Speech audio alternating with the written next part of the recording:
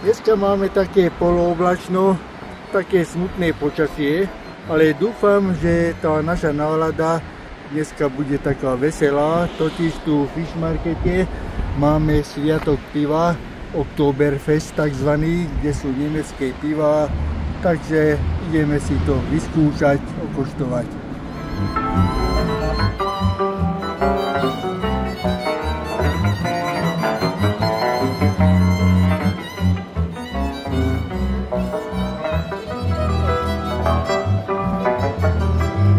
Samozrejme, keď sme na trhovisku, predávajú tu aj zeleninu, syry, vína a máme tu aj rôzne reštaurácie, takže je tu všetko.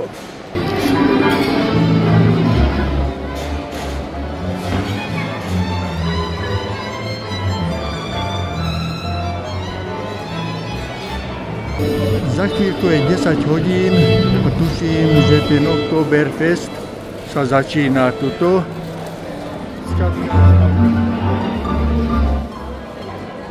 Všade je príprava veľká, tak uvidíme, koľko tých ľudí bude, ale tie piva sú rôzneho druhu.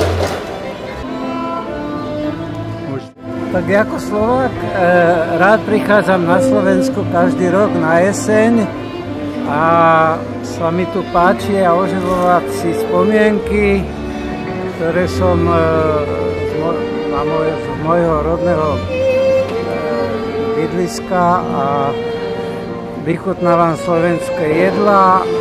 Aj slovenské pivo asi. Aj slovenské piva. A kde bývate teraz?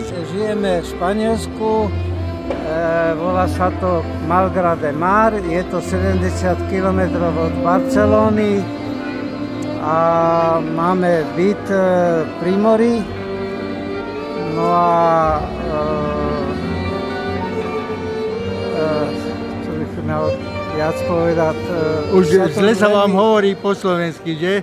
Už len radšej... som 47 rokov, pred 47 rokmi som odtiaľto odišiel. Áno. A budeme sa tešiť zase, keď nám to dovolí zdravie, zase prísť sem na Slovensko. Tak?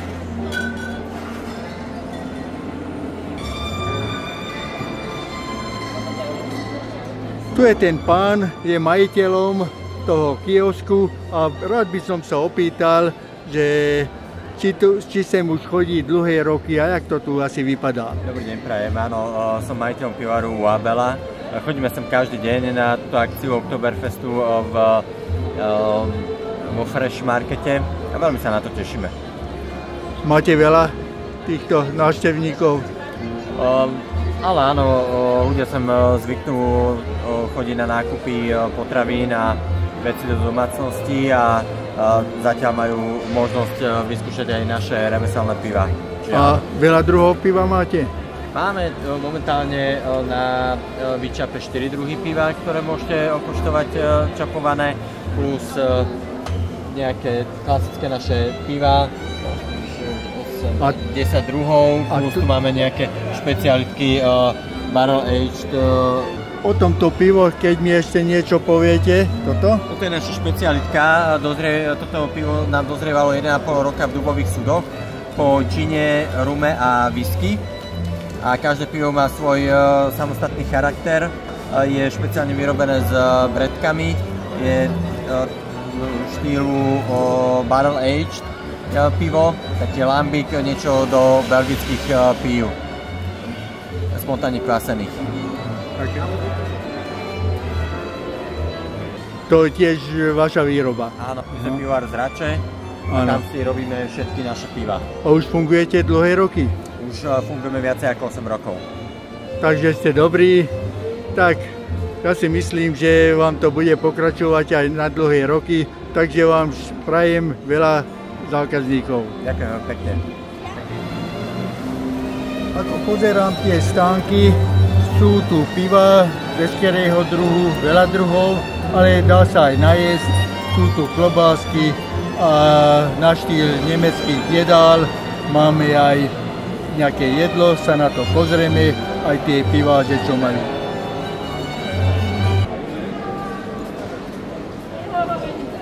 Pozrieme sa na tie stánky, teda, čo tu majú.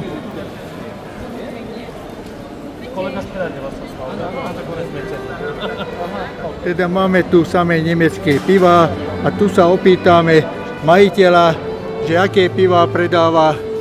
No, v prvom rade nie som majiteľ, som len zamestnanec, ale čapujeme tu výborné dva nemecké piva, jeden Löwenbräu a jeden Hackerpschorr. Máme 6 mnichovských špeciálov priamo z Oktoberfestu. Sú jaké piva, nemecké? Pozrieme sa, čo stoja tie piva. Na spodku majú ceny, takže príkladne to pivo, keď vidím, stojí 3 €. Tak na to, že je to nemecké pivo, musia sem priniesť, je to dobrá cena. Tu máme predajňu, my sme predajňa Pivný raj, máme tu aj vlastný obchod a takto vždycky máme aj stánok. A ľudia majú o to záujem. Samozrejme. Bolo čo povedz. Počkaj. Áno, tu máme to pivo, keď jednu kúpim, jednu dajú ešte zadarmo, môžeme si vybrať, no asi si aj niečo vyberiem, ale tieto sú tiež také špeciality, vypadajú ako šampanské, ale naozaj to sú všetko len pivá. A keby sa nám nechcelo vláčiť flašky, tak máme aj krabicové pivá, tiež veľa druhov. Keď sme toľké obchodíky a piva prezreli, tak bude na čase, aby sme aj my nejaké čapované pivko okoštovali.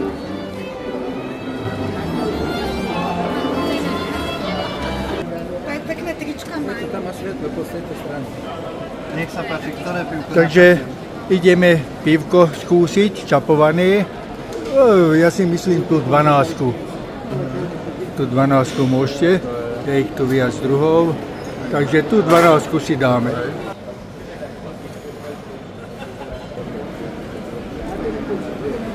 Nech sa páči. No a teraz, keď sme tu sa opýtam chalanov, odkedy tu čapujú, myslím, nie dneska ráno, ale či sú na brigáde, alebo na stálo. Tak na brigáde sme vlastne. Takže každú sobotu, alebo tak? Väčšinou sú akcie cez víkendy a tak. A čo môžete povedať? Ľudí chodí sem dosť, zaujíma ich také pivo, alebo radšej bežné pivo pijú? Chutí im toto remeselné pivo veľmi. Vždy sa aj vracajú a ľudia si veľmi chvália vlastne toto pivo. No ja mám 12 pivo, to pivo je také tmavšie, okoštujeme.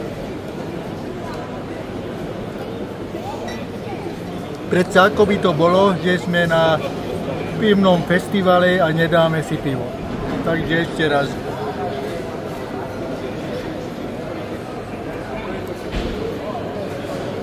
Takže Vlado, ako ti to pivo chutí?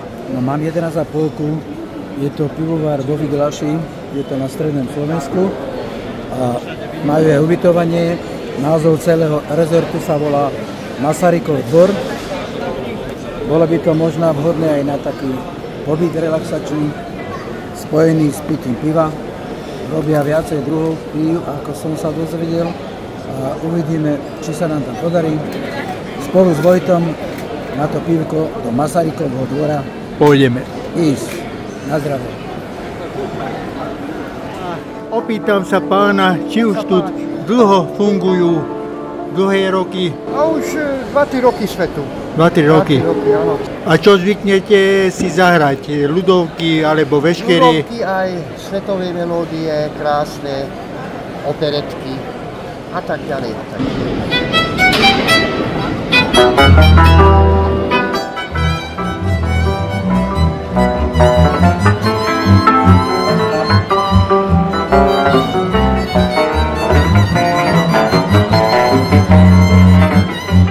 Ešte nakoniec, na záver, ideme už preč, ale si kúpim nejaké pívko aj domov a tam si to dobre vychutnám.